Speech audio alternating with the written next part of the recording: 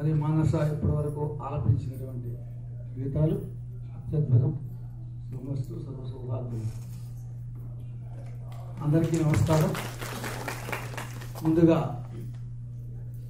ముఖ్యులైనటువంటి Brahmasri doctor Samavedam Shanmukha Sharma గారి యొక్క పాదపద్మములకు మనందరి తరఫున నమస్కారం సమర్పిస్తూ, ఇదొక అత్యద్భుతమైనటువంటి వేళ. వారి యొక్క ఇప్పటికే కాలాతీతమైంది, నేను ఎక్కువ కాకుండా ఒక 1 minute చేసి వారికి ఇస్తాను. మధుర వాక్యాలు, అద్భుతమైనటువంటి పలుకులు వారి నోటి నుంచి జాలువారేటువంటివి మనం శ్రవణం చేయడమే కాకుండా జ్ఞాత్వా కర్మాణి కుర్వీత అని మనం తెలుసుకోవడమే కాకుండా తెలుసుకున్న తర్వాత దాన్ని ఆచరించడం, తెలుసుకొని ఆచరిస్తే గొప్ప విశేషం. కాబట్టి ఇలాంటి మహానుభావులు మనందరికీ కూడా జ్ఞాన సంపదను కలిగించడానికి విచ్చేస్తూ ఉంటారు. వారికి కొన్ని సంవత్సరాల క్రితమే స్వామివారు అద్భుతమైనటువంటి కిరీటాలు ఎన్నున్నా అనేక బిరుదాంకితులు అయినప్పటికీ దాంట్లో సమన్వయ సరస్వతి అని చెప్పేసి వారికి ఎప్పుడోనే మనకు వారు రావడం అంటే సరస్వతి మనకు ఆవిర్భవించినట్లే లెక్క, ఇక్కడ అందులో సందేహం లేదు. కాబట్టి ఆ సరస్వతి సాక్షాత్తు కనుక ప్రత్యక్షమై మనకి ఏమన్నా చెబుతుంటే ఎలా ఉంటుందో వారి యొక్క వాక్యాలు అంటే, వారి యొక్క సుభాషితాలంటే. నేను ఈ రోజున ధర్మ ప్రబోధ అనేటువంటి దాని మీద వారిని ప్రసంగం చేయమని చెప్పేసి కోరడం జరిగింది. అసలు ఎందువల్ల ధర్మ ప్రబోధ? దైనందిన కార్యక్రమంలో మానవులు ఏది చేయాలి, ఏది చేయకూడదు, ఏది మంచి, ఏది చెడు అనేటువంటి విచక్షణ తగ్గిపోతున్న తరుణంలో వారి చేత దైనందిన జీవనంలో, మన దైనందిన జీవనంలో ఎలా నడుచుకుంటే బాగుంటుంది అనేటువంటి దాని మీద వారిని ప్రసంగం చేయమని మళ్ళీ సభాముఖంగా కూడా వారిని కోరుతున్నాను. అనేక ధర్మాలు ఉంటాయి. ధర్మం అనేది చాలా సూక్ష్మమైనటువంటిది. సూక్ష్మమైన ధర్మం చెప్పుకోవడం చాలా సముచితంగానే ఉంటుంది, ఆచరించడమే బహు కష్టం. ఒక ఆవిడ అడిగారు, ఏమండి ధర్మ ప్రబోధ అని ఎందుకు పెట్టారండి? అసలు తెలుసుకున్న దగ్గర నుంచి ఆచరించబట్టి మాకు ఒక తలకాయ నొప్పి కదా, కాబట్టి అదెందుకు అడిగారు అంటే, అసలు మనం ఏం చేస్తున్నామో మనకు తెలియాలి కదమ్మా, అందుకోసం ఇది పెట్టడం జరిగింది. మనం చేస్తున్నది నిజమా కాదా, ఇది మనం సరియైన పంథాలో ఉన్నామా లేదా మనం అది తెలుసుకోవాలిగా. అందుకోసమని ధర్మ ప్రబోధ. ఆయన అడిగితే ఏది చెప్పలేదు చెప్పండి. వారు చెప్పినటువంటిది ఇప్పటివరకు ఏదైనా ఉన్నదా అంటే నాకైతే తెలిసింది లేదు. అన్ని సమస్తం కూడాను ఏదో పుస్తకాపేక్ష లేకుండానే మస్తకంతోనే కేవలం వారి వాక్యే మనకు అద్భుతమైన.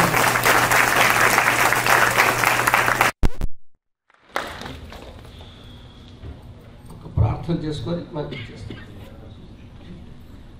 ఓం మండలంతర్గతం గిరిమయం భ్రాజమానవపుషంశతిష్పితం చండదీధితి మకంఠ విగ్రహం చింతయేన్ ముని సహస్ర సేవితం శంకరస్య చరితా కథాకృతం చంద్రశేఖర గుణానుకీర్తనం నీలకంఠ తవ పాదసేవనం సంభవంతు మమ జన్మ జన్మని. సాక్షాత్ పరమేశ్వరాభ్యాం నమః. శ్రీ వల్లభాసమాశ్రితం దశహస్తం గజాననం గణనాథమహం వందే సర్వసిద్ధిప్రదాయకం. ధర్మదృఢబద్ధమూలో నిగమస్కంధ పురాణ శాఖాఢ్యః క్రతుకుసుమో మోక్షఫలో మధుసూదన పాదపో జయతి. నారాయణం నమస్కృత్య నరం చైవ నరోత్తమం దేవీం సరస్వతీం వ్యాసం తతో జయముదీరయేత్.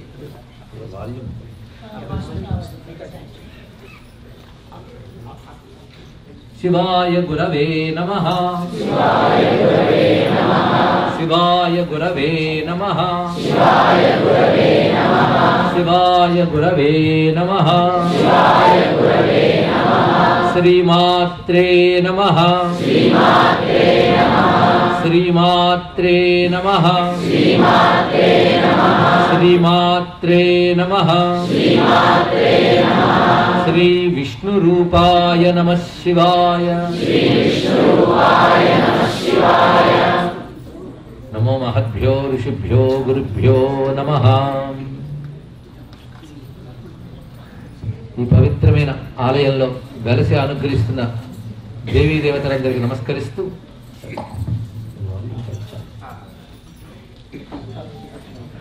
ఈరోజు ఇక్కడికి నిర్ణీత సమయానికి చేరుకోవాలని ప్రయత్నించినప్పటికీ కూడా త్రోవలో అనేక ప్రతిబంధకాలు ఉన్న విషయం ఇక్కడ అందరికీ తెలిసినదే. మొత్తానికి భగవంతుడు నిర్ణయించే సమయానికి మనం చేరుకోగలిగాం. ఇంతమంది ఆసక్తిగా ఇక్కడ ఎదురు చూస్తుండడం ముఖ్యమైన విషయం. మన మారపల్లి శాస్త్రి గారు నాకు చిరకాల ఆప్తులు, ఆయన వేదమూర్తులు కూడా. అటువంటి వారు కోరుకున్న విషయం ధర్మ ప్రబోధం అనే విషయం. ఇది ఒక మహాసముద్రం అంత విస్తారమైనది. సమయం చూస్తే విస్తారంగా చెప్పడానికి అవకాశం లేనిది. అయినప్పటికీ కూడా మనం స్మరించుకుందాం. ఎంత తెలుసుకుంటే అంత. కొద్దిగా తెలుసుకుంటే చాలా సులభం, ఎందుకంటే కొద్దిగా కనుక ఆచరించడం సులభం అవుతుంది. ఎక్కువ తెలుసుకుంటే మళ్ళీ కష్టం, ఆచరించలేమని. అయితే ధర్మాలన్నింటిలో గొప్ప ధర్మం ఏంటంటే మన ధర్మంపై ప్రీతి ఇష్టం కలిగి ఉండడం గొప్ప ధర్మం అన్నిటికంటే. ఆ రెండు లోపించితే ఇంకా ధర్మ అనుష్ఠానమే లేదు. కనుక ధర్మాలన్నింటిలో గొప్పది ఏంటంటే ధర్మంపై ప్రీతి ఇష్టం. ఎందుకు ఉండాలి? నా ధర్మం కనుక, అంతే, ఇంకేది కారణం కాదు. నా ధర్మంపై నాకు ప్రీతి ఉండాలి. ఎవరి ధర్మం వాళ్ళకున్నా నా ధర్మం మీద నాకు ప్రీతి ఉండాలి. కనుక మనం ఒక ధర్మానికి వారసులు. ఈ ధర్మం నిన్న మొన్న పుట్టినది కాదు, సృష్టి ఆది నుంచి ఉంది, యుగ యుగాల నుంచి ఉంది. ఒక వ్యక్తి వల్ల ఏర్పడినటువంటి ధర్మం అయితే ఆ వ్యక్తి మీద నమ్మకం ఉంటే ధర్మం మీద నమ్మకం ఉంటుంది, అంతే కదా. ఆ వ్యక్తి 1000 ఏళ్ల క్రితం వాడో, 2000 ఏళ్ల క్రితం వాడో, లేదా 3000 క్రితం వాడో అంటే ఆ ధర్మం ఎప్పటి నుంచి ఉందో అర్థమైపోయింది కదా. 3000 ఏళ్ళు, 2000 ఏళ్ళు. కానీ సృష్టి ఆది నుంచి ఉన్నటువంటి ధర్మాన్ని ఏమంటాం? అసలు ధర్మం అనే మాట ఎక్కడ పుట్టింది? ధర్మం ఎక్కడ అనే మాట ఎక్కడ పుట్టిందో అక్కడే ధర్మం ఉంటుంది. ధర్మం అనే మాట పుట్టినది వేదమునందు గనుకనే ధర్మం అనగా వేదము చెప్పినది ధర్మము. ఇది ప్రధానమైన అంశం ఇక్కడ. వేదము చెప్పిన ఈ ధర్మంలో ఎన్నో మంచి విషయాలు ఉన్నాయి. అందులో 1-2 మంచి విషయాలు మరికొన్ని చోట్ల కనబడవచ్చు గాక. అంటే ఇక్కడున్న వాటిలోనే 1-2 అక్కడ కనబడతాయి, గౌరవిద్దాం. కానీ అలాంటి మంచి విషయాలు ఎన్నో కలిగిన ధర్మంలో మనం పుట్టడం, మనం చేసుకున్న భాగ్యం అన్న భావం ముందు కలగాలి, తర్వాత మిగిలినవన్నీ కూడా. ఇటువంటి ఈ ధర్మం మంచిది, ఈ ధర్మం నన్ను తరింపజేస్తుంది అనేటువంటి ఒక పాజిటివ్ యాటిట్యూడ్, ఆ సకారాత్మక ధోరణి, అది దృఢంగా ఉంటే దాని పేరు శ్రద్ధ అని పేరు. కనుక ఈ ధర్మం గొప్పది, నన్ను తరింపజేస్తుంది అనే సద్భావం పేరు శ్రద్ధ. ఆ శ్రద్ధ లేకపోతే ప్రతిదానికి సందేహమే, అంతే కదా. అమ్మ అన్నం పెట్టిన తర్వాత ఇందులో విషం కలిపిందా, పౌష్టికాహారాలు ఉంటాయా అని సందేహిస్తామా? అందులో ముఖ్యంగా ఆ పౌష్టికాహారాలు ఎన్నున్నా లేకున్నా అమ్మ ప్రేమ ఉంది, అది తెలుసుకోవాలి ఇక్కడ. ఆ ప్రేమ అనే భావం వల్ల అమ్మ పెట్టే అన్నం కూడా రుచిగా ఉంటుంది. అలాగా మన క్షేమం కోరుకున్న అమ్మలాంటి వారు మహర్షులు, వారు మనకు వడ్డించినటువంటి అద్భుతమైన భోజనమే ధర్మం. కనుక దాని విషయంలో ఆ ప్రేమ ఉండాలి. ఒక మాట అంటారు ఆదిశంకర భగవత్పాల వారు, ఒక్క అమ్మే నిన్ను కాపాడుతుందని నమ్మకం నీకు చాలా ఉంది, 1000 అమ్మల పెట్టు వేదం అన్నాడు. గొప్ప విషయం చెప్పారు. మన క్షేమాన్ని వేదం కంటే గొప్పగా ఎవరు కోరుకోరు. అది వేదవాక్యాలకు పేరు ఉందండి, ఎవరికైనా చెప్పగలమా? ఆప్తవాక్యాలు. ఎంత అందమైన పేరు పెట్టాడు అంటే అర్థం ఏంటి? ఆప్తుడైన వాడు నీ క్షేమం ఎలా కోరుకుంటాడో, నీకు తెలియనిది కూడా నీ క్షేమం ఏంటో వాళ్ళకి తెలుస్తుంది. అది వేదవాక్యములకు ఆప్తవాక్యములు అని పేర్లు. అయితే వేదం అనేటువంటి ధర్మం ఏదైతే ఉందో అది మానవ కల్పితం కాదు అని స్పష్టంగా కొంచెం ఆలోచిస్తే మనకు అర్థమైపోతుంది. ఎందుకంటే ఒక వ్యక్తి ఎవడో చెప్పినది కాదు, వేదము ఋషులు దర్శించినది, సృష్టించినది కాదు. అదే వేదమంతాలకు ద్రష్టలు ఉంటారు కానీ స్రష్టలు ఉండరు అని చెప్పారు ఇక్కడ. వారు ఎలా అంటే తపశ్శక్తి చేత వాళ్ళకి ఇంద్రియాతీతమైన ప్రజ్ఞ మేల్కొంటుంది. ఇంద్రియాలకు అతీతమైన ప్రజ్ఞ. ప్రజ్ఞ మళ్ళీ 2 రకాలు, ఇంద్రియాలను అంటిపెట్టుకున్న ప్రజ్ఞ, ఇంద్రియాలకు అతీతమైన ప్రజ్ఞ. ఇంద్రియాలకు అంటిపెట్టుకున్న ప్రజ్ఞ అంటే భౌతిక శాస్త్రములన్నీ ఆ ప్రజ్ఞతో వస్తాయి. కొత్త కొత్త ఆవిష్కరణలు చేసిన, కొత్త కొత్త విషయాలు మనం చెప్పిన, ఇవన్నీ ఇంద్రియాలను అంటిపెట్టుకున్న ప్రజ్ఞతోనే చెప్తాం. కనుక ఏదైనా చెప్తే వీటికి అందేవైతే మనం అర్థం చేసుకుంటాం, పట్టుకుంటాం, లేకపోతే వదిలేస్తాం. ఇవన్నీ ఇంద్రియ ప్రజ్ఞలు. కానీ సత్యం అనేది ఇంద్రియాలకు అతీతంగా ఉంటుంది. అది ఇంద్రియాలతో తెలుసుకోగలిగినంత తపస్సు మనకు లేదు. ఇంద్రియాలతో అంటిపెట్టుకున్న బుద్ధి ఎలాగో తెలుసుకోలేదు. అది బుద్ధిని దీని నుంచి లెవెల్ నుంచి పైకి తీసుకెళ్ళాలి. దానికి ఒక ప్రత్యేక తపస్సు కావాలి. ఆ తపశ్శక్తితో ఇంద్రియ ప్రజ్ఞని కాకుండా అతీంద్రియ ప్రజ్ఞని పొందిన ఋషులు ఉంటారు. ఆ ఋషులకి సాక్షాత్కరించిన సత్యాలే వేదములో చెప్పబడ్డ ధర్మాలు. కనుక ధర్మములు అనగా అతీంద్రియ దృష్టి కలిగిన ఋషికి తపస్సు ద్వారా సాక్షాత్కరించిన సత్యాలు. 4 ఆస్పెక్ట్స్ చెప్పుకున్నాం ఇక్కడ. అందుకే మన లాజిక్కి మన తర్కానికి అది అర్థమయ్యేలా చెప్పాలని ప్రయత్నిస్తాం. అర్థమైతే కన్విన్స్ అవుతాం. ఒక్కొక్కప్పుడు మన లాజిక్కే ఇవాళ ఉన్నట్టు రేపు ఉండదు. ఒక 10 రోజుల తర్వాత ఆలోచిస్తే, లేదా కొన్ని ఏళ్ల తర్వాత ఆలోచిస్తే అప్పుడు తప్పు ఆలోచించేది మనమే బుర్రగొక్కుంటాం. కనుక మన బుద్ధికి ఆ సత్యాన్ని సమ్మతించడానికి కూడా శక్తి సరిపోదు. అందుకు ఒకటే పని, శ్రద్ధ ఒక్కటే ధర్మానికి ప్రధానమైన ఆధారం. శ్రద్ధ అంటే ఇందాక చెప్పుకున్నాం, ఇది గొప్పది, ఇది నన్ను తరింపజేస్తుంది అని ఒక సద్భావంతో పట్టుకుంటే అది పనిచేస్తుంది. సందేహిస్తూ అడుగు వేస్తే జారిపోవడం తప్పదు. దృఢంగా అడుగు వేస్తే నిలబడగలం. అడుగులోనే సందేహం కూడదే. ధర్మానికి కూడా సందేహం లేకుండా శ్రద్ధతో ఆచరించగలగాలి. అయితే ఈ ధర్మాలు ఎన్ని చెప్పుకుంటాం? సనాతన ధర్మం అని ఒక మాట అంటూ ఉంటాం. ఈ మాటకు అర్థం ఏమిటి? మీకు మిగిలిన వాటికి కానీ వాటి ధర్మాలు అనకూడదు అనుకోండి, అవన్నీ ఒపీనియన్స్, అభిప్రాయాలు అయినప్పుడు మన ధర్మంతో ఇతను పోల్చడం అనే ఒక చెడు అలవాటు మనకు అలవాటైపోయింది. వీటిని మనం తక్కువ చేయక్కర్లేదు, కానీ మనది మాత్రం ఎక్కువని చెప్పడానికి సందేహించక్కర్లేదు. ఇది చాలా ప్రధానమైన అంశం. ఎందుకంటే ఎప్పుడైనా సరే ధర్మ విషయంలో ఒక స్పష్టమైనటువంటి జ్ఞానం ఋషులు మనకు అందించారు. దాన్ని క్లుప్తంగా మనం చెప్పుకునే ప్రయత్నం చేస్తే, ధర్మములు సాధారణంగా మానవులను ఉద్దేశించే చెప్తాయి. అంతే కదా. జంతువులకి వాటికి ధర్మములు ఉంటాయా? ఉండవా? అంటే ధర్మానికి 2 అర్థాలు ఉన్నాయి. లక్షణములు, స్వభావములకు ధర్మానికి ఒక అర్థం, అలాగే శాస్త్రము నిర్దేశించిన దానికి ధర్మం అని మరొక అర్థం. 2 అర్థాలు ఉన్నాయి. లక్షణములు, స్వభావం అంటే ఉప్పుగడ్డ ఉప్పుగా ఉండడం దాని ధర్మం, అగ్ని వేడిగా ఉండడం దాని ధర్మం. అలాగే జంతువులు వాటి ధర్మాలు వాటుకుంటాయి, అంటే స్వభావాలు అని అర్థం ఇక్కడ.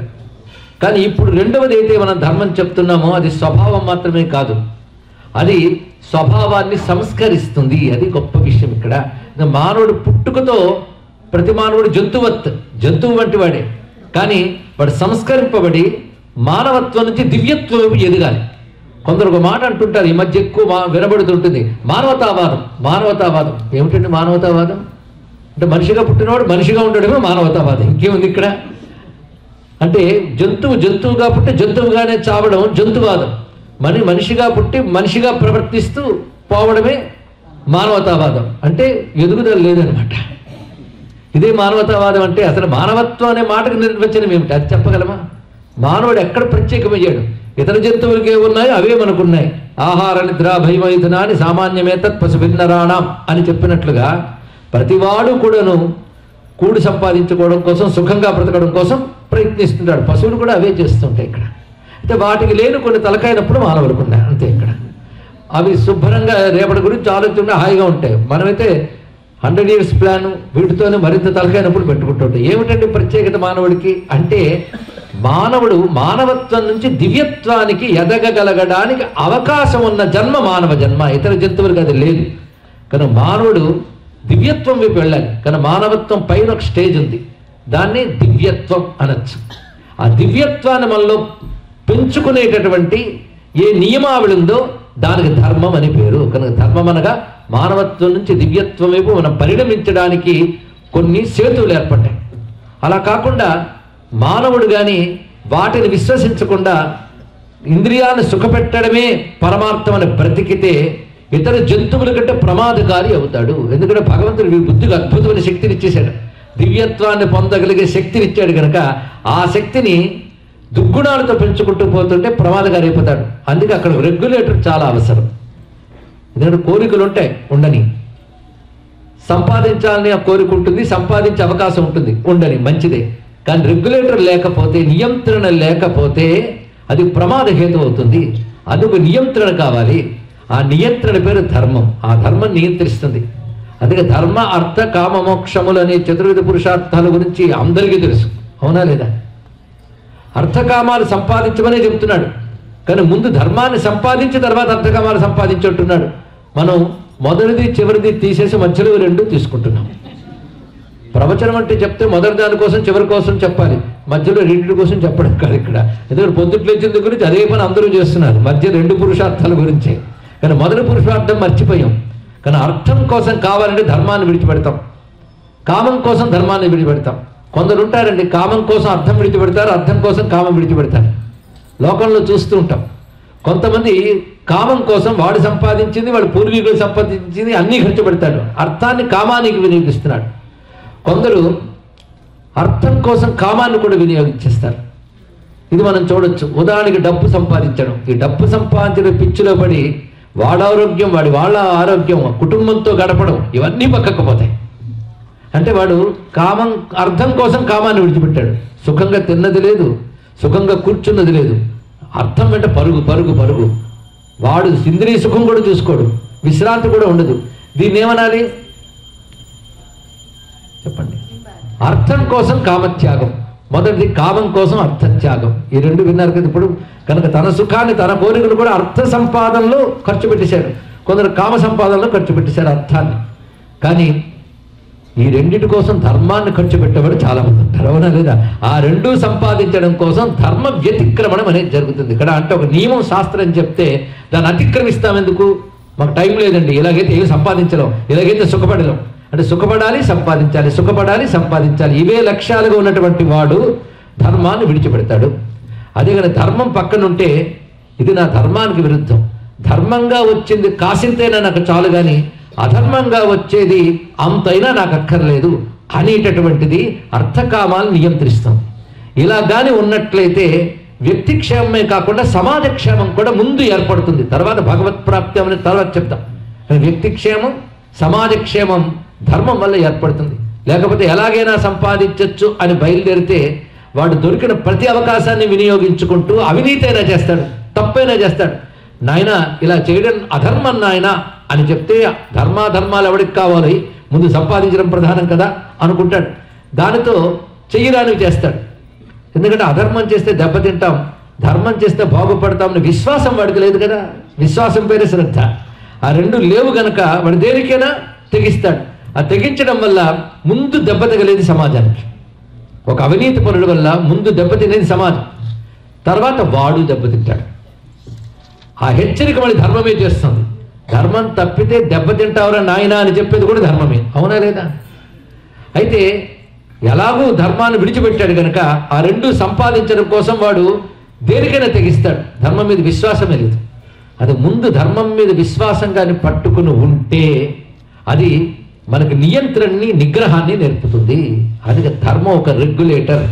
రెగ్యులేటర్ లేనిది ఇంట్లో ఫ్యాన్ కూడా పెట్టుకోమే, దానికో రెగ్యులేటర్ ఉండాలి. ప్రధానికి కూడా ఒక యంత్రానికి అంత రెగ్యులేటర్ అయినప్పుడు ఈ జీవితానికి ఒక రెగ్యులేషన్ ఉండాలా లేదా చెప్పండి. ఇక్కడ ముందుగా రూల్స్ అండ్ రెగ్యులేషన్స్ అంటాం. ఆఖరికి ఒక రోడ్డు ఏర్పరచుకున్న రూల్స్ అండ్ రెగ్యులేషన్స్ ఉంటాయి. మరి బ్రతుకుతోవకు కూడా రూల్స్ అండ్ రెగ్యులేషన్స్ అవసరమా లేదా? అది నువ్వు ఏర్పరచుకోకూడదు. మనం రోడ్లో నేను ఏర్పరచుకున్నాను, రేపటి నుంచి ఎడం వైపు డ్రైవ్ చేస్తానంటే ఏమవుతుందని ఇక్కడ అది నిర్ణయింపబడిదాన్ని అనుసరించడమే ధర్మం. నిర్ణయింపబడ్డదాన్ని అనుసరించడమే ధర్మం, కానీ నువ్వు నిర్ణయించుకున్న దాన్ని అనుసరించడం కాదు. ఇది తెలుసుకోవాలి. నిర్ణయింపబడింది, నిర్ణయింపబడ్డది అన్నదానికి వేదంలో మాట ఉంది, విధి. దాన్ని అనుసరించడం విధి. ఇది విద్యుక్తం అన్న మాట విన్నారు. విద్యుక్త ధర్మం అన్న మాట అంటారు. వాడుతూ ఉంటాం, ఇంకా పదాలు మిగిలిన్నాయి భాష, అందుకే ప్రవచనం చెప్పగలుగుతున్నా. విద్యుక్తం ఎప్పుడైనా విన్నారు? ఇది ఒత్తు జాగ్రత్తగా పెట్టాలి. విద్యుక్తం కాదు, విద్యుక్తం. విధి ఉక్తం, విధి చెప్పినది. విధి అంటే మళ్ళీ తలరాత అని అర్థం కాదు ఇక్కడ. విధి అంటే ఏది చెయ్యాలో అది విధి, దానికి విరుద్ధంగా ఏది చెయ్యకూడదు అది నిషేధం. కనుక ధర్మం రెండు రూపాలతో ఉంటుంది. విధి నిషేధాత్మకం ధర్మం అన్నారు. విధి నిషేధములు రెండూ చెప్తుంది. రెండో దాన్ని ఎందుకు తెలుసుకోవాలండి? విధి అంటే తెలుసుకోవాలి నిజమే, నిషేధం ఎందుకు తెలుసుకోవాలి? అవి చేయకూడదు అని తెలుసుకోవడం కోసం. లేకపోతే నాకు తెలియదండి, తెలియక చేశాను అంటాం కదా. అది విధి నిషేధాత్మకం ధర్మం. ఈ ధర్మంకి మరొక నిర్వచనం అంటే ధారణి అనే ధాతువు నుంచి ధర్మం వచ్చింది. అంటే పట్టుకునేది.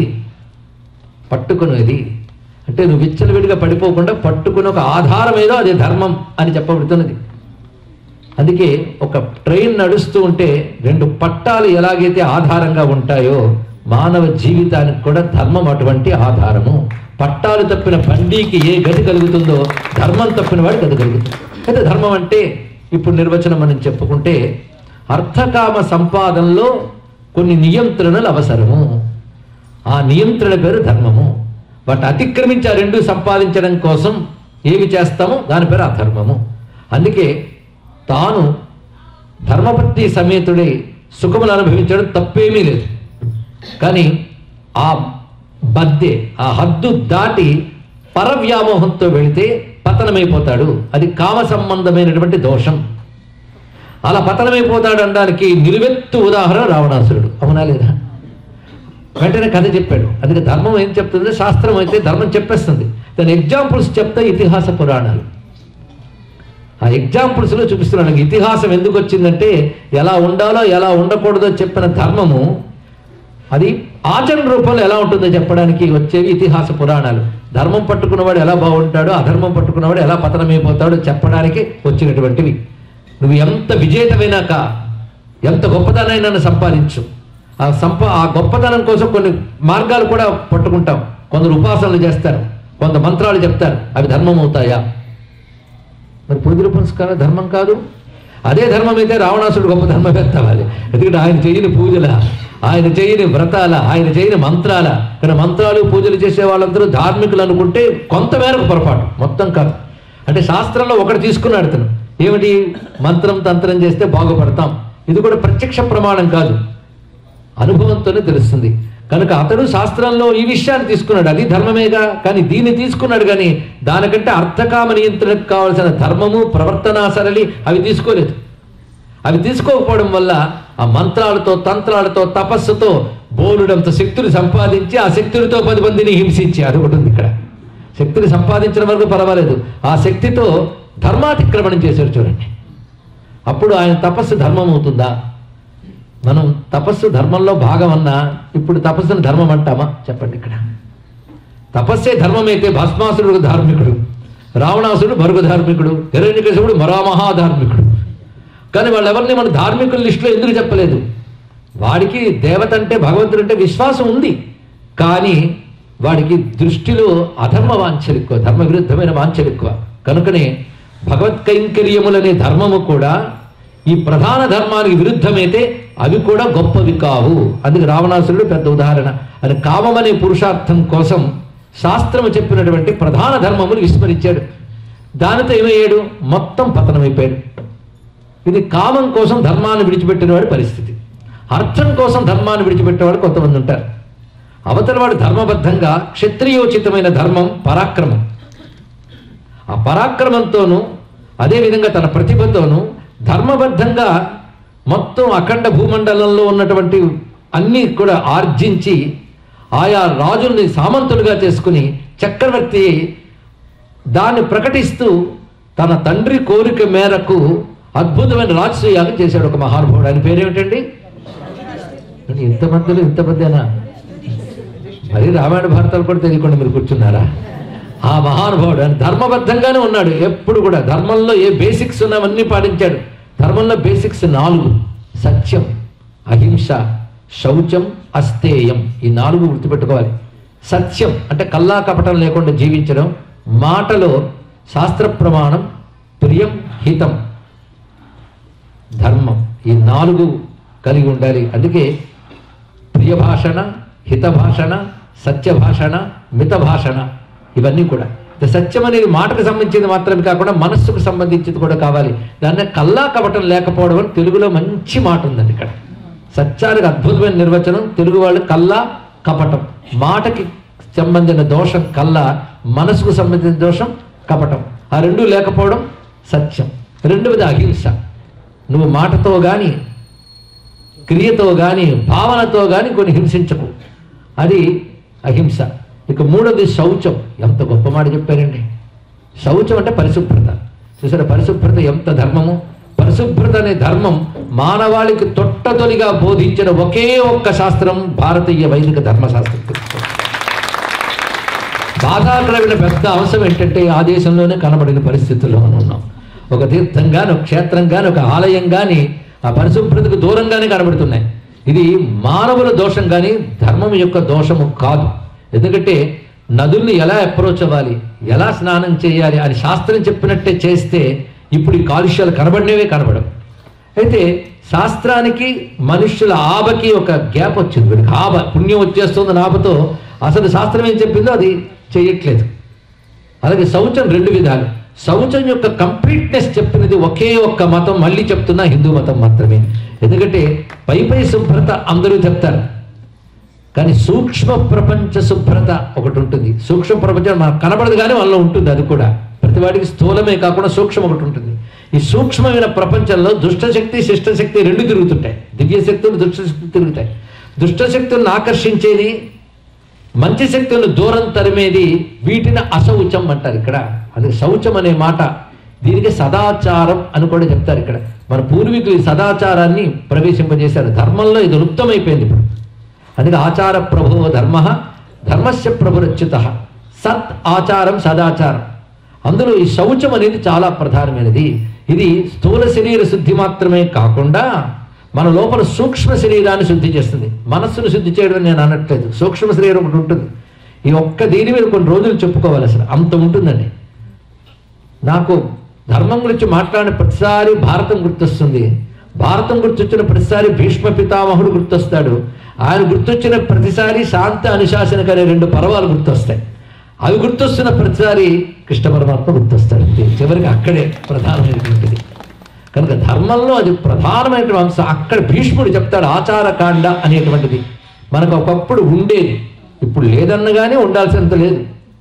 అంటూ ఎంగిలి ముట్టు మైల, ఈ 4 ఆచారంలో చాలా ప్రధానమైనటువంటి అంశములు. బాహ్య శుభ్రతతో పాటు ఇవి అవసరములు. ఎందుకంటే దివ్యశక్తి ఉండాలి అంటే 4 ఉండాలి. ఈ 4 తప్పితే దివ్యశక్తి వెళ్ళిపోతుంది. అక్కడ ఉన్న డివైన్ ఎనర్జీ, ఒక దివ్యశక్తి పోతుంది. కనుక ధర్మంలో 3వది అయినటువంటి శౌచం చాలా ప్రధానమైనది. దాని తర్వాత చెప్తూ ఉన్నది అస్థేయం. అస్థేయం సంస్కృతం కదా. స్థేయం అంటే దొంగతనం, అస్థేయం అంటే దొంగతనం లేకుండా ఉండాలి. అంటే అర్థం అక్రమార్జన లేకుండా ఉండాలి. ఇవి 4 ధర్మంలో ప్రధానమైన బేసిక్ ధర్మాలు. ఇంకా చాలా చాలా ఉన్నాయి. ధర్మం ఒకటే స్వరూపమా, అనంత స్వరూపంతో ఉంది. కనుక ప్రధానంగా ఈ 4 మనం పాటిస్తూ ఇవి బలపడ్డానికి కొన్ని ధర్మాలు చెప్పారు ఇక్కడ. అవి శమము దమము. శమము అంటే అంతరింద్రియ నిగ్రహం, మనోనిగ్రహం. దమము అంటే బాహ్యేంద్రియ నిగ్రహం. ఈ రెండు పాటిస్తూ ఉంటే ఆ 4 నిలబడతాయి. ఎందుకంటే ఒకప్పుడు అసత్యం పలికితే ఏదో వస్తుందని ఆశ పుట్టిందనుకోండి, పోతే పోయింది, ఒకసారి అబద్ధం ఆడితే ఏం పోయింది అనిపిస్తుంది, తప్పేముంది. ఎవరికి దొరకము అంటే అవినీతి చేసినా పర్వాలేదు కదా, దొరకమంటే కదా. దొరికితేనే నీతిమంతుడు, దొరకకపోతే అవినీతి మంత్రులు కూడా నీతిమంతుడే, అది తెలుసుకోండి ఇక్కడ. కనుక దొరకకుండా జాగ్రత్త పడుతూ అవినీతి చేసేవాళ్ళు కొందరు ఉంటూ ఉంటారు. అలా చేస్తూ ఉంటే ధర్మం ఏం నిలబడుతుంది? కనుక 4 నిలబడాలంటే ఇక్కడ ఉండవలసినది శమము దమము. అక్కడ పరద్రవ్యం కొన్ని కోట్లు నీకు వచ్చే అవకాశం ఉంటుంది. ఒకవేళ పుచ్చుకున్నా అది ఎవరికి తెలియకుండా చేసే అవకాశం కూడా ఉంటుంది. అప్పుడు ఎవరు నియంత్రించగలరు చెప్పండి? ఇక్కడ తీసుకోండి, తప్పేముంది, ఎవరికి దొరకను కదా. అప్పుడు ఎవరు నియంత్రిస్తారు? అంతరంగా నియంత్రించాలి. అది ధర్మం అనేది అక్కడ ఇంటర్ఫియర్ అవుతుందండి అంతవరకు కూడా. అందుకని దొరికితేనే దొంగలు, దొరకకపోతే దొరలు అనేటటువంటి స్థితిలో నిన్న తప్పు చేయకుండా కాపాడింది ఏది? ధర్మస్పృహ, ధర్మ సంస్కారం అటు చేయనివ్వలేదు. ఎందుకంటే ఒకప్పుడు భారతంలో ఈ శాంతని సంస్కారం చెప్పినప్పుడు నా జీవితంలో ఒక సంఘటన జరిగింది, మర్చిపోలేను. ఒక ఉద్యోగి నా దగ్గరికి వచ్చి అన్న మాట ఏమిటి అంటే, నాది వద్దన్నా లంచాలు వచ్చే ఉద్యోగం అండి, నేను దానికోసం తప్పు చేయలేదు, దానికోసం తప్పు చేయలేదు కనుక నా తప్పు కాదు అని సమర్థించుకునేవాడిని ఇంతకాలం. కానీ విన్నాక నాకు అర్థమైంది, అక్రమార్జన కూడదు అన్న మాట విన్నాక నా దగ్గరికి ఇవాళ సుమారు 75 లక్షల అవినీతి సొమ్ము, ఇది జరిగి సుమారు 20 ఏళ్ళు అయిందండి. అప్పటికి 75 లక్షలకి అంత విలువ మీకు తెలుసు. అలా వచ్చినటువంటి సొమ్ముని నేను ఇవాళ కాదన్నాను. ఇవాళ నాకు కలిగిన తృప్తి ఎన్నాళ్ళు ఉద్యోగ జీవితంలో ఎప్పుడూ కలగలేదండి అన్నాడు. ఆ ధర్మం ఇచ్చే తృప్తి అధర్మంగా తీసుకొచ్చిన కోట్లలో రాదు. మీకు లోపల కాన్షియస్ హెచ్చరిస్తూనే ఉంటుంది, అవునా లేదా? ఆ తృప్తి ఎంత బాగున్నది, ధర్మం ఎంత రుచిగా ఉంటుందా, ఎంత బాగుంటుందా అన్న విషయం నాకు ఇప్పుడు అర్థమైందండి అన్నాడు. కనుక ధర్మ ప్రబోధం ఎంత పని చేసిందో చూశారు ఇక్కడ. ఒక మార్పుని చక్కగా తీసుకొచ్చింది కదా. కనుక అది ఎలా చేయగలిగాడు? నిన్నది విన్నాను, ఇవాళ అది వచ్చింది. కానీ అది విన్న దాని వల్ల తనంతా నిగ్రహించుకున్నాడు. కనుక ధర్మానికి బేస్ ఇంద్రియ నిగ్రహం అనేది. ఇంద్రియ నిగ్రహం ఒక ప్రత్యేక ధర్మం కాదుట, కానీ ధర్మం అనే భవనానికి పునాది ఇంద్రియ నిగ్రహం. అది నియంత్రిస్తుంది అని అద్భుతమైన విషయం చెప్పాడు. ఈ నిగ్రహం తెలుసుకోవాలంటే మళ్ళీ మా ధర్మరాజు గారి దగ్గరికి వెళ్ళాలి. అక్కడ జరిగింది మాయాద్యూతం. నువ్వు మాయాద్యూతం ఆడేయగలిగేది చల్లదు అనలేదు, అది గొప్పతనం. చల్లదన్నారా వాళ్ళు? అనలేదు. ఇది మాయాద్యూతమైన కనబడిన మేరకు మేము ఓడిపోయాం. ఓడిపోయిన మాటకు కట్టుబడి అరణ్యవాస అజ్ఞాతవాసానికి సిద్ధపడ్డారు. అందులో ఏ ఒక్కడు తలంచుకున్నా ఆ కౌరవ సభలో ఒక్కడు మిగలడు. అటు భీముడు విజృంభించినా, ఇటువైపు అర్జునుడు విజృంభించినా ఒక్కడు మిగలడు అక్కడ. కానీ ఎలా వాళ్ళు దాని నుంచి వచ్చారంటే నిగ్రహం వల్ల వచ్చారు. చూసారా? సమర్థత ఉన్నా ఆ సమయంలో ధర్మానికి కట్టుబడ్డారు. అందుకే 4 అన్నదమ్ములది 4 రకాల స్వభావాలు. ఒక్కొక్కడిది పరాక్రమం ఉందని ఆవేశం అన్నీ ఉన్నాయి, కానీ అన్నగారు కంట్రోల్లో ఉన్నారు. అంటే ధర్మం కంట్రోల్లో బలం ఉన్నప్పుడు ఆ ధర్మం రక్షిస్తుంది. అది గొప్ప మాట అండి. ఇక్కడ ఆలోచిస్తే అదే అద్భుతమైన అంశం. పడ్డారు కష్టం. అదే అప్పుడు ఆయన గద విసిరి ఉంటే ఆ దుర్యోధన పని అప్పుడే అయిపోయింది. హ్యాపీగా కూర్చునేవారు. అడిగేవాళ్ళు లేడు. పరాక్రమవంతులు కదా, బలవంతుడితో ఎవరు వాదన చేస్తారు? అడిగేవాళ్ళు లేడు. అరణ్యాలకు వెళ్ళిపోయాడు. కాని కాలం వచ్చింది. ఒక్కసారి ఊహించండి, ఎక్కడి నుంచి ఎక్కడికి వెళ్ళిపోయాడు ధర్మరాజు. నిన్న మొన్నటి వరకు చక్రవర్తి, సర్వం సహా చక్రవర్తి, ఒకడు కాదు, రాజులందరూ సామంతులు అయిపోయారు. పైగా మంచి బలవంతులైన అన్నదమ్ములు, అనుకూలవతి అయిన భార్య, అంతమంది ఉన్నా ఆ మొత్తం రాజ్యం అంత క్షణాల్లో పోయింది.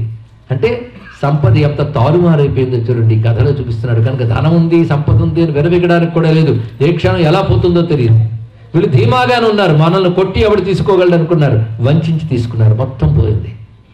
అటువంటిప్పుడు ఆ 13 ఏళ్ళు ఎంతో ఏడుస్తూ బతకాల్సి, ఎంత లాస్ అయిపోయిందో. దేవుడు అనేవాడు ఉంటాడా? ఇవే మాట్లాడుతూ, ఎందుకంటే కాస్త మనం అనుకున్నది నెరవేరకపోతే మొదట వదిలేసేది పూజే, ఇంకేం వదలం. ఎందుకంటే ఆయన ఏదో తప్పు చేసాడు అన్నట్టు. అరే నీ కర్మఫలం నీకు వచ్చిందని ఒక్కసారి అనుకోవే. సుఖాలు వచ్చినప్పుడు ఆయన ఇచ్చాడు అనుకోవే, కష్టం వచ్చినప్పుడు మాత్రం ఆయన ఇచ్చాడు. ఎందుకంటే దేవుడు అలా చేశాడు. నీకు కొంచెం ఆలోచిస్తే నువ్వు చేసిన పాపం నీకే తెలుస్తుంది. ఎవడు చేసుకున్నది వాడు అనుభవిస్తాడు అనేది గొప్ప ఫిలాసఫీ, గొప్ప ప్రిన్సిపల్ అండి. అదే 6 రోజులు పాపం చేసి 7వ రోజు కన్ఫెషన్ చేసినంత మాత్రాన ఆ పాపాలు మాఫీ చేసేవాడు దేవుడే కాడు. తెలుసుకో, ఏదో నువ్వు పశ్చాత్తప్తుడు అయితే చేసిన పాపాలు ఏవో తీసేస్తాడేమో, కానీ ఇకపై పాపం చేయని నిర్ణయించుకొని నువ్వు ఉంటేనే అనుగ్రహిస్తాడు. మొత్తానికి వాళ్ళు ఎంత కంప్లైంట్ చేయాలండి స్వామిపై, కృష్ణుడిపై. నేను నమ్ముకున్నామే, ఎందుకు ఇలా చేశాను ఒక్క మాట లేదు. అంటే కృష్ణుడు నమ్ముకున్నారు కనుక వీళ్ళు జోదం ఆడుతుంటే వెనక్కి నిలబడి ఆ పందెం ఈ పందెం చెప్తాడండి ఆయన. ఇక్కడ భగవంతుడు ఏం చేయాలి? నీ అధర్మానికి సహకరించాలా భగవంతుడు? అలాగని జూతం అధర్మం కాదు. ధర్మరాజు ఇసుమంతా కూడా అధర్మం చేయలేదు. అలా పిలిచిన జూదానికి క్షత్రియుడికి దోషం లేదు కనుక ధర్మరాజులు ఇసుమంత కూడా దోషం లేదు. ఎవడైనా ధర్మరాజు జోదరి అంటే వీలైతే చాచి లెంపకాయ కొట్టండి. ఎందుకంటే ధర్మరాజు జోదరి కాడు. కనుక భారతం చదివితే తెలుస్తుంది ధర్మరాజులు అధర్మమే లేదు. అసలు అధర్మంతా వాళ్ళు చేసినది. వాళ్ళు పిలిచినదే బ్యాడ్ ఇంటెన్షన్, పిలిచిందే దానికోసం. అమాయకం సుహృద్యూతం అన్నారు కనుక వెళ్ళిపోయాడు మహానుభావుడు, నమ్మాడు. అలాగని ఆడాలని సరదా లేదు. తప్పనిసరి విదురుణ్ణి పంపించి ధృతరాష్ట్రుడు రమ్మన్నాడని చెప్పాక ఇద్దరు పితృస్థానీయులు రాకుండా ఉంటాడా? దుర్యోధనుడు రమ్మన్నా అంటే వెళ్ళేవాడు కాడేమో. కానీ కనుక వంచన చేశారు. అంతా కూడా అయిపోయింది. కానీ అరణ్యవాసంలో అంత భయంకరమైన కష్టం అనుభవిస్తూ ఒకప్పుడు బంగారు పళ్ళెరాల్లో అద్భుతమైన రాజభోజనం చేసిన మహానుభావులు అక్కడ అడవిలో ఉంటూ ఏమీ లేని వాళ్ళలాగా ఉన్నప్పుడు దృఢంగా నిలబడ్డాడు. ఎందుకు తెలుసా? కృష్ణుడు ఉన్నాడు కనుక. అది తెలుసుకోవాలి. కనుక ధర్మం ఆచరించే వాళ్ళకి స్పృహలో దైవం ఉండాలి. అంతేగాని దైవాన్ని అడ్డం పెట్టుకుని అధర్మం చేస్తే దైవం సహకరించాడు. ఎందుకంటే దుర్యోధనుడు కూడా యజ్ఞాలు యాగాలు చేశాడు, ఆయన నాస్తికుడు కాడు. ఈయన యజ్ఞయాగాలు చేశాడు. కానీ రెండుకి తేడా ఏమిటంటే ఆ క్రతువుల్లో అధర్మం ఉన్నది, ఈ క్రతువుల్లో ధర్మం ఉన్నది. కృష్ణుడు ఎటువైపు ఉన్నాడు? అంతేగాని బాగా పదవిలో ఉన్నాడు. ప్రస్తుతం పొజిషన్లో దుర్యోధనుడు ఉన్నాడు. ధర్మరాజా ఇప్పుడు లేడు కనుక సరదాగా ఆయన దగ్గరికి వెళ్దామని వెళ్ళలేదు. ఆయన వెళ్ళలేదు, మహర్షులు వెళ్ళలేదు. వాళ్ళు ఈయన దగ్గరికి వచ్చారు అడవిలో ఉన్నా. అంటే ధర్మం అడవుల పాలైనా దాని వెంట ఉంటాం, అధర్మం పదవి ఎక్కి కూర్చున్నా దాని వెంట ఉండమని వాళ్ళు చెప్పారు. చూడండి ఇక్కడ మహానుభావులు. విజయం ఎవరికి వచ్చింది? ధర్మానికి వచ్చింది. కనుక ధర్మం ఎక్కడుంటే అక్కడ విజయం కాదుట. యతో ధర్మస్తత కృష్ణ యత కృష్ణస్తతో జయ అన్నాడు. ఇక్కడ ధర్మం ఎక్కడుంటుందో దైవం అక్కడుంటాడు, దైవం ఎక్కడుంటాడు విజయం అక్కడుంటుంది. ఇదొక్కటి తెలుసుకుంటే ప్రతివాడు ధర్మాచరణకు ఒక ఆధారం తీసుకోవాలి. ఆధారం పేరు దైవం. ధర్మాచరణ చేస్తున్నప్పుడు దైవాన్ని మనం ఆధారంగా చేసుకుంటే లోకాన్ని ఆధారం కాదు. ధర్మం ఆచరించినప్పుడు లోకం మీద దృష్టి ఉండాలా, లోకేశ్వరుడి మీద దృష్టి ఉండాలా, ఇది తెలుసుకోవాలి. లోకం మీద దృష్టి ఉంటే వాళ్ళకి ధర్మంగా కనబడితే చాలు, ఉన్నావో లేవో ఎప్పుడో బయటపడుతుంది. కానీ లోకేశ్వరుడి మీద దృష్టి పెడితే నువ్వు నిజంగా ధర్మంగా ఉన్నావో లేవో ఆయనకు తెలుసు, నువ్వు ఆయన కన్ను కప్పలేవు. కనుక ఆయన గుర్తున్నంతసేపు మనం ధర్మాచరణ చేస్తాం. కనుక ధర్మం ఆచరిస్తున్నంతసేపు దైవం మీద దృష్టి పెట్టాలి. ధర్మ ఆచరణకి ఫలం ఆయనే ఇస్తాడని నమ్మకం ఉండాలి. అయితే నువ్వు అనుకున్న ఫలం కాక మరొక ఫలం వచ్చిందనుకో, అది ఎప్పుడో పూర్వం చేసుకున్న దాన్ని వచ్చింది కానీ ఆయన దోషం అనుకో. ఆవేశం అలా అనిపించాలి. అసలు దుఃఖంలో ఉన్నప్పుడు చాలా కోపం వచ్చి ఈ మధ్య ఆయన చెప్పాడు, నేను 2 ఏళ్ళే సంధ్యావందనం పూజ జపం అన్నీ మానేశానండి. గర్వించేందుకు సబ్జెక్ట్ ఏం కాదు కానీ ఎందుకు అని అడగాల్సింది. అడిగితే ఆయన ఏం చెప్పాడంటే, ఈ మధ్య నాకేం కలిసి రావట్లేదండి. అవునా, ఏంటి కలిసి రాలేదు? అనుకున్న ఉద్యోగం పోయింది, డబ్బు సరిపోలేదు. అవునా, ఈ మధ్య జరిగిన మంచి ఒకటి చెప్పు.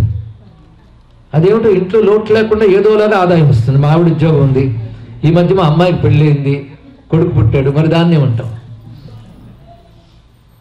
అక్కడేంటి అంటే ఏది రాలేదో అబ్జర్వ్ చేస్తున్నాం కానీ ఏది ఉన్నాయో చూడట్లేదు ఇక్కడ. కనుక ఏది ఉందో ఏది లేదో రెండు మర్చిపోయి ఈశ్వరుడు ఉన్నాడన్న స్పృహ ఉంటే ఒక్కడ చాలండి. ఇక్కడ ఆ స్పృహతో ధర్మాచరణ చేయగలగాలి. ధర్మంలో వాక్కుకు సంబంధించిన ధర్మాలు ఉన్నాయి, క్రియకి శరీరానికి సంబంధించిన ధర్మాలు ఉన్నాయి, మనస్సుకు సంబంధించిన ధర్మాలు ఉన్నాయి. ఇక్కడ ఇందులో ఒక్కొక్కటి చేసుకుంటూ వెళ్ళాలి. మనస్సు నిర్మలంగా ఉంచుకోవడం అంత తేలిక కాదు. వద్దన్నా చెడు ఆలోచనలు వస్తాయి. జాగ్రత్త పడాల్సింది ఏంటంటే అవి ఇంప్లిమెంట్ చేయకుండా జాగ్రత్త పడి ఇక్కడ. అంతేకాదు, ఒకటి మనసులో ఎంత తిట్టుకున్నా ఏం ప్రమాదం లేదు, ఎంత కొట్టుకున్నా ప్రమాదం లేదు. నిజంగా కొడితే ప్రమాదం ఉంది, తిట్టినా ప్రమాదం ఉంది. ఎందుకంటే నువ్వు 2 తిడితే వాడు 20 తిడతాడు. అవును కదా, ఆ 2 లోపలే తిట్టేసుకున్నావని బాధ లేదు. అంటే అధర్మం అంతా లోపలే చేసుకోండి అని చెప్పానని మళ్ళీ చెప్పకండి. ఏం చెప్తే ఇది ప్రమాదం. అంటే ఒక జంతు ప్రవృత్తి లాంటిదే మానవ ప్రవృత్తి కూడా. వచ్చేస్తాయి వెంటనే తప్పు తప్పు తప్పుని హెచ్చరించుకోవాలి. ఆ హెచ్చరిక ఎవరిస్తారు? ధర్మం ఇస్తుంది, శాస్త్రం ఇస్తుంది. ఈ 2 చెప్పి గురువు ఇస్తాడు. తెలుసుకోండి ఇక్కడ. ఎప్పుడైతే హెచ్చరిక వచ్చిందో ముందు నిగ్రహించుకో. అందుకే శరీరం ఎటు వెళితే మనసును పంపకుండా, శరీరం ఆకర్షింపబడుతూ ఉన్నా మనసుతో వెనక్కి లాగుతూ లాగుతూ లాగుతూ లాగుతూ లాగుతూ ఉంటే కొన్నాళ్ళకి అది బాగుంటుంది. ఇది ఎలాగంటే ఒక పిల్లాడు తలుపు తెరుచుంటే బయటకు వెళ్ళిపోతున్నాడు, ఆ తల్లి వెనక్కి ఇలా కూర్చోబెట్టింది, మళ్ళీ వెళ్తున్నాడు, మళ్ళీ లాగింది. వాడు 20 మార్లు వెళ్తే 20 మార్లు లాగింది, 25 మార్లు వెళ్ళా లాగింది. అంటే తల్లికి విసుగులేదు. 25 మార్లు లాగ్గానే 26వ మారు వాళ్ళు లేవలేదు. ఎందుకు? లేస్తే లాగేస్తుంది అక్కడ. అలా మనం మనస్సుని లాగి లాగి కూర్చోబెడితే అభ్యాస యోగము అన్నాడు లేదా భగవానుడు. అభ్యాస యోగ యుక్తేన చేతసా నా అన్యగామినా పరమం పురుషం దివ్యం వ్యాధి పార్థాను చింతయన్ అభ్యాసేన కౌంతేయ వైరాగ్యేణ చ గృహ్యతే. కనుక పెద్ద యోగం ఏంటంటే అభ్యాస యోగం ఉన్నాడు ఇక్కడ. ఏమిటి అభ్యాసం చేయాలి? ధర్మం అభ్యసించు. అభ్యసించే ధర్మాన్ని ప్రాక్టీస్ చేస్తుండు. నీకు నువ్వు కరెక్ట్ ఎప్పుడూ అనుకోకు. ఒక నెగిటివ్ థాట్ వచ్చింది అంటే దోషం అవతల వాడిది అనుకోకు, నీ వైపు నుంచి ఆలోచించు. ఇది చాలా ప్రధానం. అందుకే ఒకరోజు కృష్ణ పరమాత్మ చెప్పేట, లోకంలో ఎవడైనా మంచి వాళ్ళు కనబడితే తీసుకురండి అని ధర్మరాజుని ఒకవైపు నుంచి, దుర్యోధను మరొక వైపు నుంచి పంపించట. ఇద్దరిని ఒకేలా పంపలేదు. ఆయనకి ఈయనకి ఒకటే, మంచి వాళ్ళు ఉంటే తీసుకురా అన్నట్ట. అంటే దుర్యోధను ముందు వెళ్ళొచ్చి ప్రపంచమంతా వెతికాను కానీ నేను తప్ప మంచివాడు ఎవడు కనపడలేదన్నాడు. ఈయన ధర్మరాజు వెళ్ళి నేను తప్ప అందరూ మంచి వాళ్ళు కనపడుతున్నారు, అంతంత తెస్తానయ్యా అన్నాడు. ఇక్కడ ఎంత గొప్ప మాట అండి. అదే తన్ని తాను సమర్థించుకునేవాడు చేసే పాపం చాలా ఎక్కువ. ఐ ఆమ్ రైట్, ఇది ముందు తీసేయాలి. శాస్త్రం ఇది రైట్, అది గుర్తుపెట్టుకోవాలి ఇక్కడ. అది ఎప్పటికప్పుడు మనల్ని నియంత్రిస్తూ ఉండాలి. అదే మాటి మాటికి ధర్మరాజు ఆ విధంగా నేను అనుకుంటున్నాను కానీ శాస్త్రమేనా ధర్మమేనా ఎప్పుడు అదే ఆలోచన మహానుభావుడికి. ధర్మాలు తెలియక కాదు, తెలిసిన ధర్మం హెచ్చరికలకు రావాలి.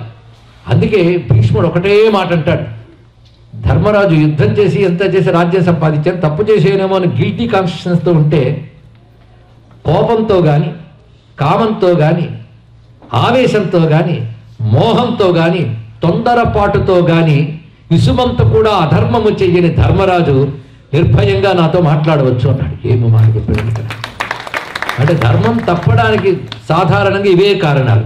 ఒక కోపం, ఒక కామం. కామం అంటే కోరిక, ఒక మోహం అంటే ఆవేశంతో యుక్తాయుక్త విచక్షణ కోల్పోవడం, అది మోహం అనే మాటలో చెప్పవచ్చు.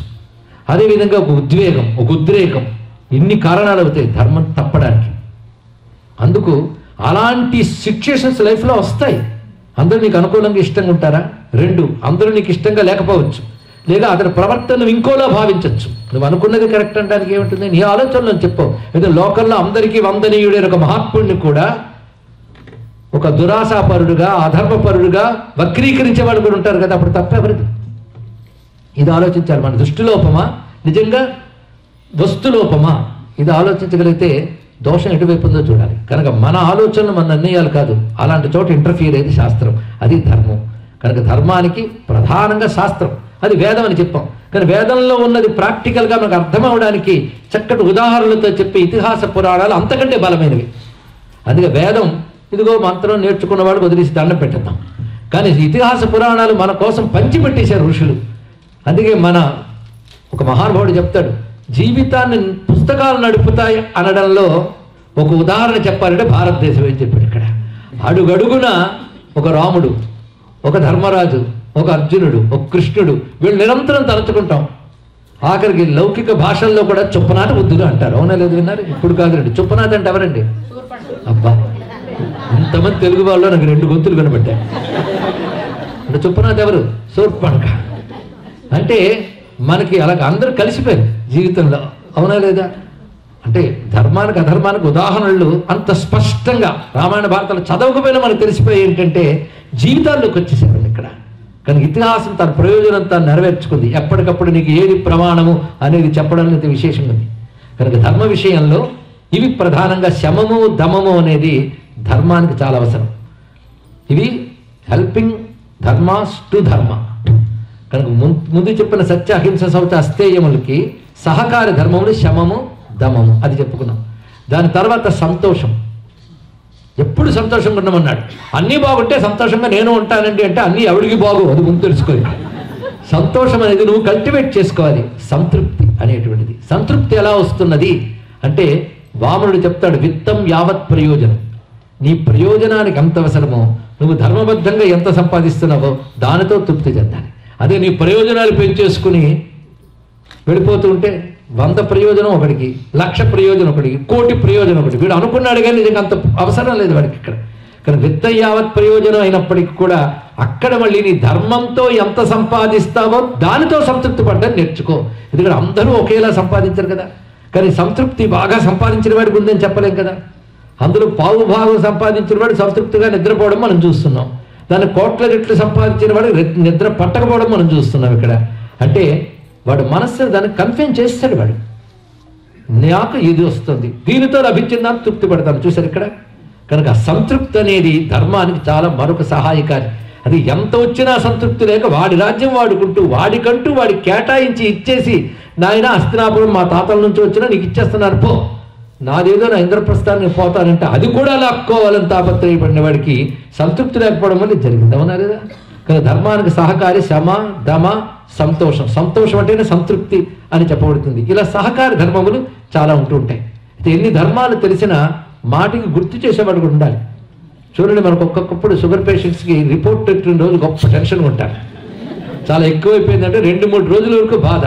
అది ఎలా తగ్గుతుందో టిప్స్ కోసం వెతుకుతూ ఉంటారు చేతిలో పెట్టుకుని. ఈ రోజుల్లో ఎన్ని రోజులు ముచ్చట, 3-4 రోజులు ముచ్చట. ఆ తర్వాత మళ్ళీ స్వీట్ కనబడి దిగిపోతాడు, అన్నీ అయిపోతుంటాయి ఇక్కడ. కనుక నేను రిపోర్ట్లు వస్తూ ఉంటే ధర్మంగా ఉంటాడు. అలాగే ఎప్పటికప్పుడు మనకు ధర్మాలు గుర్తు చేసేవాళ్ళు కూడా ఉండాలి ఇక్కడ. అవే శాస్త్రములు. ఎందుకు నిరంతరం వినాలి అంటే, రాగి పాత్ర నిన్న తోమినా ఇవాళ మళ్ళీ దానికి పట్టిన మకిల దాని స్వరూపాన్ని తెలియనివ్వదు. కొద్ది రోజులైతే రాగు ఇనుమో కూడా తెలియదు. కనుక రోజు తోముతుంటేనే పాత్ర రోజు ధర్మాన్ని హెచ్చరికగా చెప్పుకుంటూ ఉండవలసిందే. అందుకే ఇన్ని ధర్మాలు తెలిసిన వాడు కూడా భీష్ముడి వద్ద మఠం వేసుకున్నాడు. ఎప్పుడు 90 ఏళ్ళకి. ధర్మరాజు ధర్మం తెలుసుకోవాలని కూర్చున్నానంటే మరి 90 ఏళ్ళు ఏం చేసేవయ్యా అని అడగలేదు భీష్ముడు. అంటే మాకు ఆఫ్టర్ రిటైర్మెంట్ స్కీమ్స్ ఉన్నాయి కదా ధర్మం గురించి తెలుసుకోవడానికి. కనుక 90 ఏళ్ళకి మఠం వేశాడు అంటే భీష్ముడు అలా అనుకోలేదు. ధర్మం ప్రవర్తిస్తూ ఉన్నాడు కనుక ధర్మం మీద రుచితో కూర్చున్నాడు. కొందరు ధర్మం గురించి వింటూ ఉంటేనే ఆనందం. అంటే వాడు మరింత తెలుసుకుంటూ ఉంటాడు, చేస్తూ ఉంటాడు, చేస్తూ ఉన్నవాడికి వినాలనిపిస్తుంది. అవునా కదా? అందుకే ఆయన ధర్మం వినడమే చాలా ఆనందంట. ధర్మం చెయ్యడం ఎలాగో ఉన్నది కనుక ధర్మం ఎప్పటికప్పుడు వింటూ ఉండాలి. ఆ మహానుభావుడు రాజ్యంలోకి వచ్చిన ఫ్రెష్గా కొత్తగా ఆయన వెంటనే ముందు చేసిన పని కృష్ణుడి మాటతో భీష్ముడి దగ్గర మఠం వేసుకుని ధర్మం చెప్పవయ్యా అని మఠం వేసుకున్నాడు. ఇంతవరకు తెలియదా? తెలుసు, చేస్తూనే ఉన్నా. ఇప్పుడు రాజ్యం ఉడిచిపడింది కదా. పాలకుడుగా ఉన్నప్పుడు నన్ను ఆకర్షించేవి చాలా ఎక్కువ ఉంటాయి. చేతిలో అధికారం ఉంటుంది, ఏం చెప్తే చేసే మనుషులు ఉంటారు, కావలసినంత సంపద ఉంటుంది. ఈ మూడు చాలు పతనం చేయడానికి. ఇందులో ఒక్కడున్నా చాలు పతనం అయిపోతాం. అధికారం చాలు, ధనం చాలు, ఏదున్నా పతనం అయిపోతాం. అలాంటిది ఉన్నప్పుడే ధర్మం గురించి బాగా తెలుసుకోవాలి. నాకు తెలుసు కానీ హెచ్చరికగా నిరంతరం చెప్పే పెద్దవాళ్ళకు ఉండాలి. నీకంటే పెద్దవాడు ఎవడయ్యా? అదే నేను ఒక్కడనే రాలేదు, అందరినీ తీసుకొచ్చా, అందరికీ నువ్వు చెప్పు అని కృష్ణుడు కూడా ఆయన చేతే చెప్పిస్తాడు. పెద్దవాళ్ళ చేత చెప్పించాలని తెలిసిన వాడైన కృష్ణుడే చెప్పించాడు. ఇలా ధర్మం అంతా విన్నాడు. విన్న తర్వాత చివరికి ఒక మాట అంటాడు, నువ్వు చెప్పిన ధర్మాలు వింటూ ఉంటే ఇంకా వినాలనిపిస్తుంది, పాటిస్తూ ఉండాలనిపిస్తుంది. అన్నీ బాగున్నాయి కానీ ధర్మం ఆచరించాలనున్నా ధర్మం ఏంటో తెలియని పరిస్థితులు ఏర్పడతాయి. అవునా లేదు? ఇది చాలా గొప్ప మాట. ఏది అధర్మమో ఏది అధర్మమో ఒక్కొక్కప్పుడు తెలియదండి. అర్జునుడు అంతటి వాడికే, అన్నీ తెలిసిన వాడికే యుద్ధానికి వెళ్ళేటప్పటికల్లా జాలి పుట్టింది. ఆ జాలి పుట్టి జాలి ధర్మం అనుకున్నాడు కనుక తను చేసిన దాన్ని భలే చెప్పారా బిడ్డ అని అప్రిషియేట్ చేస్తాడు అనుకున్నాడు. ఎవరు? కృష్ణ పరమాత్మ. మా ఎవరికి తోచలేదు, నీకు తోచింది, యుద్ధం దగ్గరికి వచ్చేదా ఎందుకు ఈ హింస, డ్రాప్ అయిపోదాం అనగానే భేష్ చెప్పారా నైనా పద క్యాన్సిల్ అంటాడేమో అనుకున్నాడు. కానీ ఏమన్నాడు? నపుంసకుల్లో మాట్లాడుకుని తిట్టాడు. ఏదో ఘంటసాల గారు పాడారు కదా, మధురంగా వినపడుతుంది కానీ కృష్ణుడు అక్కడ వేణుగానం చేయలేదు, పాంచజన్య శంఖారావం చేశాడు. చూడండి, ఇక్కడ వెన్ను చరిచాడు. ధర్మంగా నువ్వు చెప్తుంది అధర్మం అన్నాడు. ఒక్కొక్కప్పుడు మన అధర్మం అనుకునేది కూడా ధర్మం కావచ్చు, ధర్మం అధర్మం కావచ్చు, అది నిర్ణయించింది శాస్త్రం. నీకు పారిపోవడం అధర్మం నీకు కనుక ధర్మం కామన్ అంటే జనరల్ ధర్మం, పర్టికులర్ ధర్మం మళ్ళీ రెండు వచ్చి చూడండి. సామాన్య ధర్మం, విశేష ధర్మం అంటారు ఇక్కడ. దాన్ని విశేష ధర్మం ప్రకారంగా నువ్వు క్షత్రియుడివి, పాలకుడివి, ధర్మాన్ని రక్షించడానికి ఆయుధం పట్టుకోవాల్సిన వాడివి. నువ్వు భిక్షమెత్తుకుంటావు అనుకోకూడదు, అది అనుకోవలసిన వాడు వేరే ఉన్నారు. కనుక మళ్ళీ పర్టికులర్ ధర్మాలు వచ్చాయి. అందుకే సామాన్య ధర్మములు విశేష ధర్మములు రెండు విధాల ధర్మాలు. సామాన్య ధర్మములు అందరికీ కామన్, సత్యం అహింస అందరికీ కామన్. అందరికీ అహింస కామన్ అయినా ఒక రోగం వ్యాపించినప్పుడు దానికి కారణమైన క్రిమిని సంహరించవలసిన బాధ్యత వైద్యుడికి ఉంటుంది.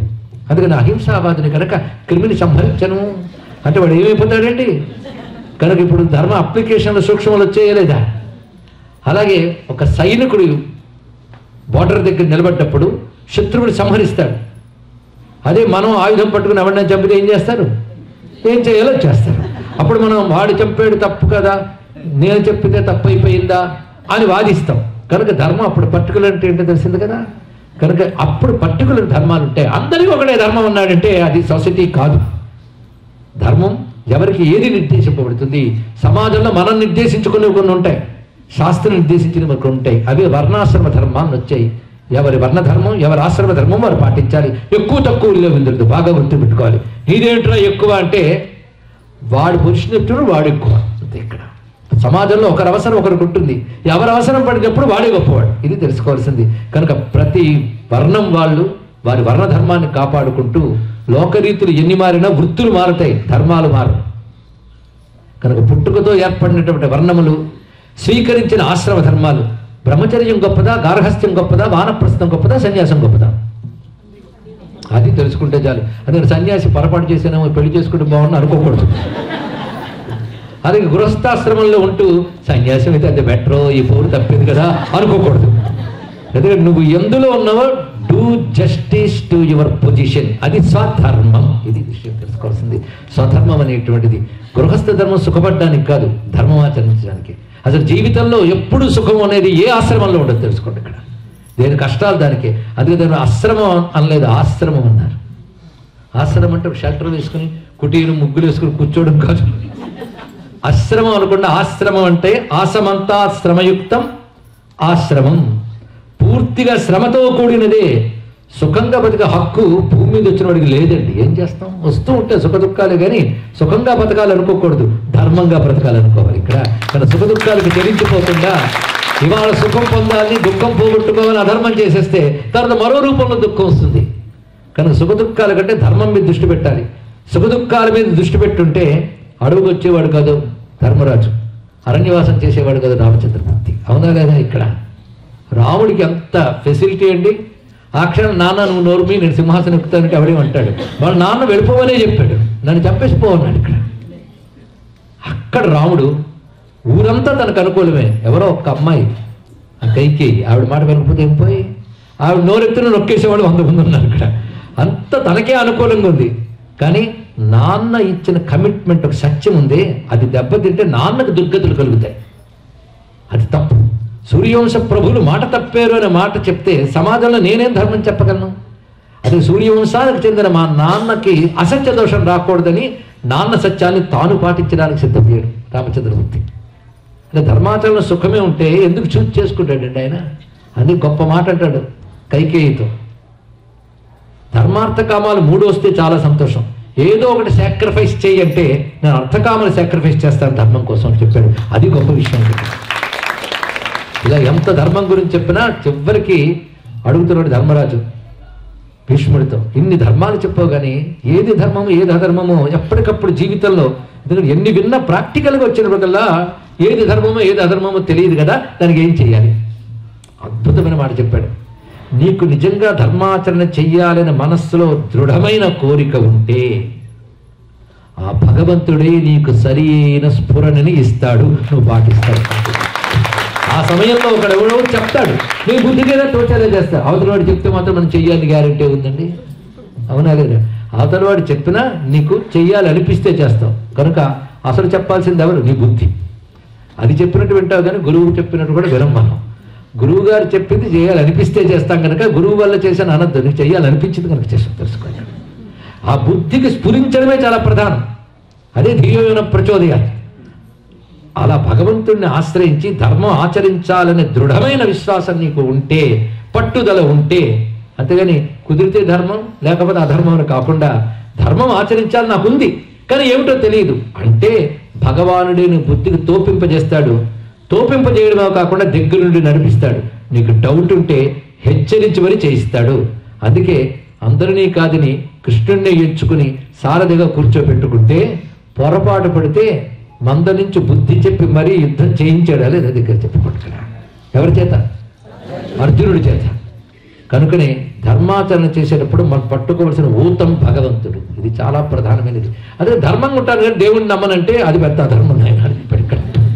ఎందుకంటే నువ్వు దేవుణ్ణి నమ్మకుండా ధర్మంగా ఉన్నావంటే ప్రస్తుతానికి మంచిదిగా కనబడుతుంది, కానీ పునాది లేని భవనం ఎలా కుప్పకూలిపోతుందో ఎప్పటికప్పుడు కుప్పకూలి తీరుతుంది. ఎందుకంటే నీకు ధర్మంపై ఉంటే ఫలితం రాలేదనుకో, వెంటనే అధర్మం వైపు స్విచ్ ఆన్ అవుతాం. అది భగవంతుడు అనేవాడు ఉన్నాడు అంటే ఇవాళ నేను ధర్మంలో ఉంటే సుఖంగా లేకపోయినా ఎప్పటికైనా స్వామి చూసుకుంటాడు. ఎందుకంటే ఇక్కడ సుఖదుఖాలు పెద్ద శాశ్వతం కాదు. ఇక్కడ 2 నిమిషాల సుఖం కోసం చేసిన తప్పుని కొన్ని యుగాల వరకు అనుభవించవలసి వస్తుంది. చూడండి ఇక్కడ. అందుకే భగవంతుడిని ఆశ్రయంగా పట్టుకోవడం, ధర్మాన్ని ఆచరిస్తూ ఉండడం.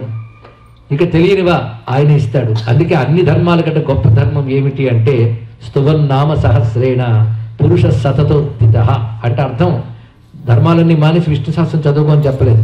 అదే చెప్పే కాడికి ఇప్పుడు 2 పర్వాలు ఎంతసేపు 53 రోజులు చెప్పు, ఇదంతా వేస్టేనా? 53 రోజులు చెప్పిన తర్వాత చెప్పాడు అన్ని ధర్మాల కంటే విష్ణు శాస్త్రం గొప్పదని. అది మొదటి రోజు చెప్పుంటే సెషన్ అప్పుడే క్లోజ్ అయిపోయింది. 53 రోజుల తర్వాత చెప్పాడంటే చెప్పిన ధర్మాలన్నీ పాటించు.